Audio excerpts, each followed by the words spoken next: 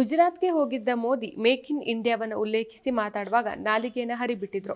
ಸಾಮಾನ್ಯ ಜನರು ಕೂಡ ಮಾಡದ ಒಂದು ತಪ್ಪನ್ನ ಪ್ರಧಾನಿ ಮಾತನಾಡುವ ಮೂಲಕ ಜನರ ಆಕ್ರೋಶಕ್ಕೆ ಕಾರಣ ಆಗಿದ್ರು.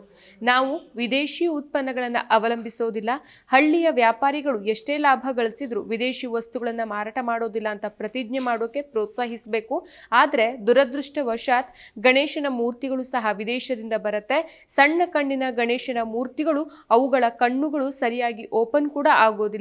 ಮನೆಗೆ ಹೋಗಿ 24 ಗಂಟೆಗಳಲ್ಲಿ ನೀವು ಎಷ್ಟು ವಿದೇಶಿ ಉತ್ಪನ್ನಗಳನ್ನು ಬಳಸ್ತೀರಿ ಅಂತ ಪಟ್ಟಿ ಮಾಡಿ ಅಂತ ಗುಜರಾತ್ನಲ್ಲಿ ಭಾಷಣ ಮಾಡುವಾಗ ಮೋದಿ ಹೇಳಿದ್ರು.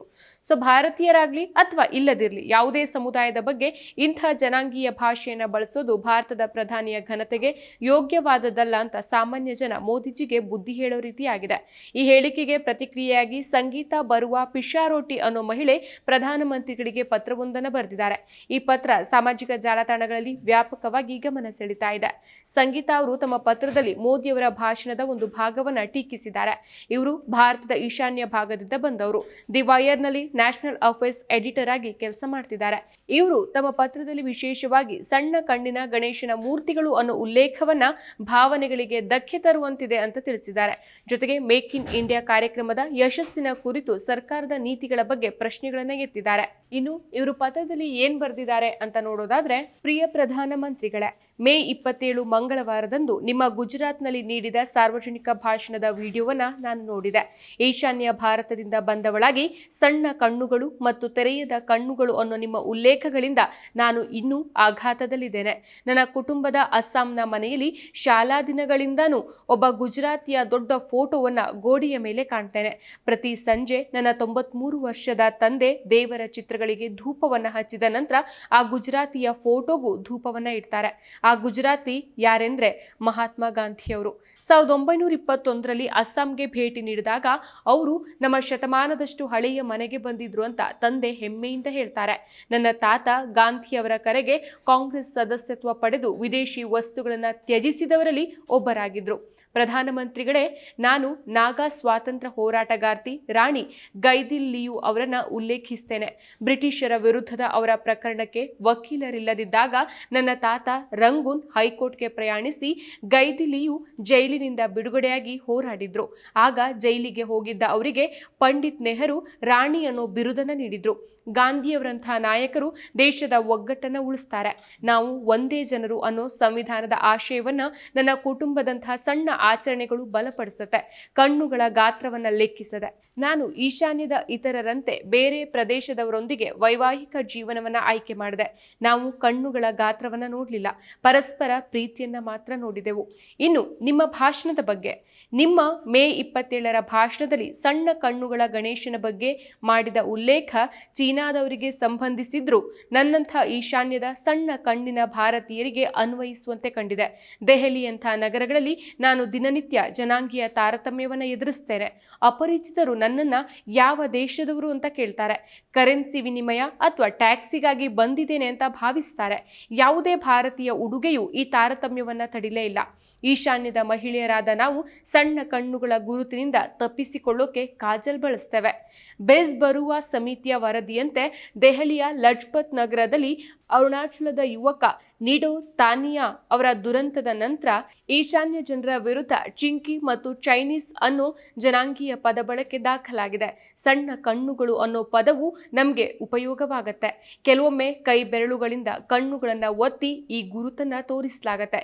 ನಿಮ್ಮ ಭಾಷಣದ ಗಣೇಶನ ಉಲ್ಲೇಖದಂತೆ ಕೋವಿಡ್-19 ಸಾಂಕ್ರಾಮಿಕದ ಸಮಯದಲ್ಲಿ ಚೀನಾದಿಂದ ರೋಗ ಬಂದಿದೆ ಅನ್ನೋ ಕಾರಣಕ್ಕೆ ಈಶಾನ್ಯದ ಜನರನ್ನ ಅಂಗಡಿಗಳಿಂದ, ಬಾಡಿಗೆ ಮನೆಗಳಿಂದ ಹೊರದೂಡಲಾಗಿತ್ತು. ಕೆಲವರ ಮೇಲೆ ದೈಹಿಕವಾಗಿ ದಾಳಿ ಮಾಡಲಾಗಿತ್ತು. ಇಂತಹ ಕತ್ತಲೆಯ ವಾಸ್ತವದಲ್ಲಿ ನೀವು ಸಣ್ಣ ಕಣ್ಣುಗಳನ್ನ ಲಘುವಾಗಿ ಉಲ್ಲೇಖಿಸಿದ್ರೆ ಇದು ಚಿಂಕಿ ಮತ್ತು ಚೈನೀಸ್ ಅಂತ ಕರೆಯೋರನ್ನ ಬೆಂಬಲಿಸಿದಂತೆ ಮಾಡತ್ತೆ. ಪ್ರಧಾನಮಂತ್ರಿಯಂಥ ಉನ್ನತ ನಾಯಕನಿಗೆ ಯಾವುದೇ ಸಮುದಾಯದ ವಿರುದ್ಧ ಜನಾಂಗೀಯ ಭಾಷೆಯ ಬಳಕೆ ಶೋಭನೀಯವಲ್ಲ. ಚೀನಾದೊಂದಿಗಿನ ಆರ್ಥಿಕ ಸ್ಪರ್ಧೆಯ ಬಗ್ಗೆ ನೀವು ಮಾತಾಡಿದ್ದೀರಿ, ಆದರೆ ಅದರಲ್ಲಿ ಕಣ್ಣುಗಳ ಗಾತ್ರಕ್ಕೆ ಸ್ಥಾನ ಇಲ್ಲ. 2018ರಲ್ಲಿ ಚೀನಾದ ಒತ್ತಡಕ್ಕೆ ಮಣಿದು ಕಿರಣ್ ರಿಜಿಜು ಅವರನ್ನ ಒಂದು ಕಾರ್ಯಕ್ರಮದಿಂದ ದೂರವಿಟ್ಟಿದ್ದು ಈಶಾನ್ಯದ ಜನರನ್ನ ನೋಯಿಸಿತ್ತು. ಅರುಣಾಚಲ್ ಪ್ರದೇಶ ಭಾರತದ ಭಾಗವೇ. ಇನ್ನು ಗಣೇಶನ ಸಣ್ಣ ಕಣ್ಣುಗಳ ಬಗ್ಗೆ. ಗಣೇಶನು ಬೌದ್ಧ ದೇವತೆಯೂ ಆಗಿದ್ದಾನೆ. ಆಗಿದ್ದಾನೆ. ದಕ್ಷಿಣ ಪೂರ್ವ ಏಷ್ಯಾದಲ್ಲಿ ಸಣ್ಣ ಕಣ್ಣುಗಳ ಜನರಿಂದ ಆರಾಧಿಸಲ್ಪಡ್ತಾನೆ. ಲಡಾಖ್ನ ಅಲ್ಚಿ ಮಠದಂತಹ ಸ್ಥಳಗಳಲ್ಲಿ ಗಣೇಶನ ಚಿತ್ರಗಳು ಸಣ್ಣ ಕಣ್ಣುಗಳೊಂದಿಗೆ ಕಾಣಿಸುತ್ತೆ.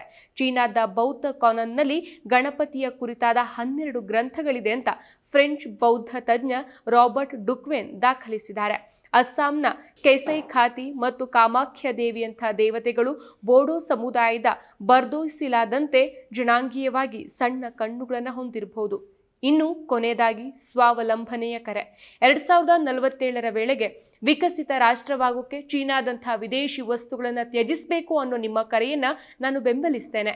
ಆದರೆ ಗಾಂಧಿಯವರಂತೆ ನೀವೇ ಮೊದಲು ಭಾರತದ ವಸ್ತುಗಳನ್ನು ಬಳಸಬೇಕು.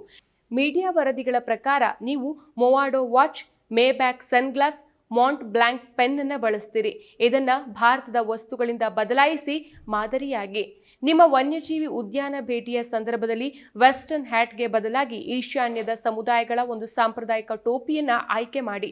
ಆಯ್ಕೆಗಳು ತುಂಬಾನೇ ಇದೆ. ಒಂದು ಬಹಿರಂಗ ಪತ್ರ. ಭಾರತವು ವಿಶ್ವದ ಅತಿದೊಡ್ಡ ಪ್ರಜಾಪ್ರಭುತ್ವ ಅಂತ ನೀವು ಹೇಳುವಂತೆ ಸಾಮಾನ್ಯ ನಾಗರಿಕನಾದ ನಾನು ನನ್ನ ಪ್ರಧಾನಮಂತ್ರಿಯನ್ನ ಪ್ರಶ್ನಿಸೋ ಹಕ್ಕನ್ನ ಇಲ್ಲಿ ತೆಗೆದುಕೊಂಡಿದ್ದೇನೆ. ನಿಮ್ಮ ಭಾಷಣದ ಸಣ್ಣ ಕಣ್ಣುಗಳ ಉಲ್ಲೇಖ ಈಶಾನ್ಯದವರಾದ ನನ್ನಂಥವರಿಗೆ ನೋವುಂಟು ಮಾಡಿದೆ. ಈಶಾನ್ಯದ ಜನರ ವಿರುದ್ಧ ತಾರತಮ್ಯವನ್ನ ತಡೆಯೋಕೆ ನೀವು ಮಾತನಾಡಬೇಕಷ್ಟೇ ಅಲ್ಲ, ನಿಮ್ಮ ಮಾತು ನಡತೆಯಲ್ಲಿ ಅದನ್ನು ತೋರಿಸಬೇಕು. ನೀವು ಈ ಬಗ್ಗೆ ಚಿಂತಿಸಿ ತಿದ್ದಿಕೊಳ್ತೀರಿ ಅಂತ ಆಶಿಸ್ತೇನೆ. ಇನ್ನು ಈ ರೀತಿಯಾಗಿ ಪತ್ರ ಬರೆದಿರೋ ಪತ್ರಕರ್ತೆ ಕಡೆಯಲ್ಲಿ ಸಾಮಾಜಿಕ ಜಾಲತಾಣಗಳಲ್ಲಿ ಟ್ರೋಲ್ ಆಗೋ ಸಾಧ್ಯತೆ ಇದೆ. ಆದರೆ ಈ ಪತ್ರಕ್ಕಾಗಿ ನನ್ನನ್ನು ಬಂಧಿಸೋದಿಲ್ಲ ಅಂತ ಆಶಿಸ್ತೇನೆ ಅಂತ ಬರೆದಿದ್ದಾರೆ. ತಮ್ಮ ವಿಶ್ವಾಸಿ ಸಂಗೀತ ಬರುವ ಪಿಶಾರೋಟಿ ಅಂತ ಕೊನೆಯಲ್ಲಿ ಸೇರಿಸಿದ್ದಾರೆ. ಮತ್ತಷ್ಟು ವಿಶೇಷ ವಿಡಿಯೋಗಳನ್ನು ನೋಡಲು ಮತ್ತು ಹೊಸ ವಿಡಿಯೋಗಳ ಬಗ್ಗೆ ತಿಳಿಯಲು ಈ ದಿನ .com ಯೂಟ್ಯೂಬ್ ಚಾನೆಲ್ ಸಬ್ಸ್ಕ್ರೈಬ್ ಮಾಡಿ ಮತ್ತು ಬೆಲ್ ಐಕಾನ್ ಕ್ಲಿಕ್ ಮಾಡಿ.